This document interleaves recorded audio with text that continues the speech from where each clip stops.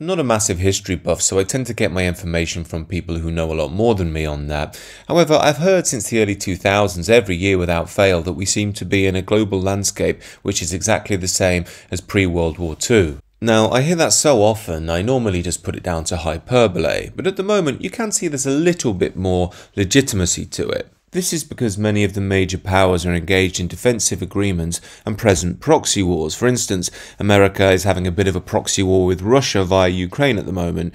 Also, the US backs Israel heavily as they battle it out with Palestine, Lebanon and now Iran. On top of that, the US has stated it supports Taiwanese independence, meaning it's at loggerheads increasingly with China. Now, when you line up Russia, Iran and China together, that is quite a force. Yet a bigger question is, why are these countries making these moves in the first place? Well, as a layman's guess, it will be something like they sense Western weakness. They can see we're destroying ourselves from the inside and are losing power externally. So as America strives to maintain its influence, it does seem like the global power structure could be changing. But would that translate into World War III? Now, to answer that quickly, I would say I don't think it would. And that's for one very simple reason. These countries may start skirmishes with one another, but a world war implies the mass mobilization of troops, that's civilians basically. A world war demands many more boots on the ground than just a standing army.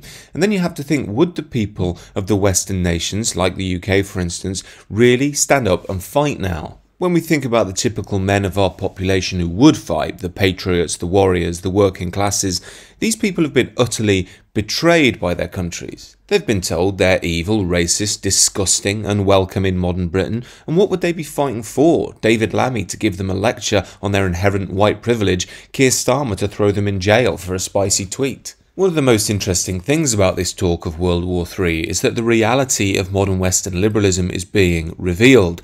That is, that chaotic mass immigration that serves only the economic and leftist elite doesn't inspire loyalty and love of country amongst the masses. Things such as pride marches, anti-European woke ideology, the increasing degeneracy we see from Americanized culture are cheap, nihilistic forms of culture that don't serve anybody. So while we may be seeing the world order changing, a bigger question may well be, who will the Western people ultimately side with, if side with anybody at all? Now, in response to this, I've seen some of the globalist media regime types call people traitors who say that they wouldn't fight. It's odd, isn't it, how they're happy to re-engage with traditional virtues like love of country and being willing to die for it. However, they want us to ignore that they actively despise us. They hate traditionalists, they hate patriots, yet they still want us to go and die for them. Love of country, like any form of love, for it to mean anything, has to be a reciprocal thing. You love your country, but you receive love back from it too. In the British experience, that love manifests in the form of a shared history, a culture,